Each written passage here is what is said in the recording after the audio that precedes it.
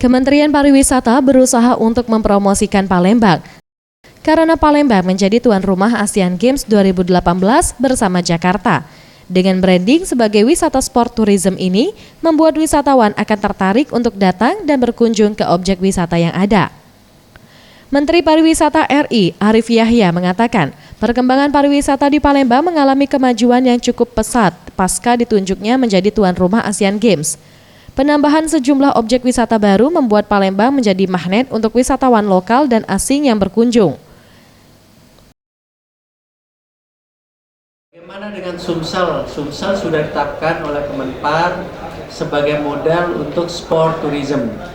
Bahkan Poltekpar Palembang itu ditetapkan sebagai Center of Excellence untuk sport tourism. Jadi nanti Kemenpar akan investasi hanya di Poltekpar Palembang terkait dengan sport tourism. Di tahun ini pihaknya berusaha untuk mempromosikan Palembang bersama daerah lain di Indonesia, agar Indonesia dapat menjadi pilihan utama wisatawan mancanegara.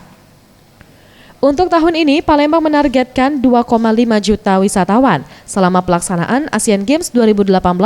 Dengan meningkatnya jumlah ini tentunya berdampak dengan naiknya pendapatan asli daerah. Tim Liputan Sriwijaya TV.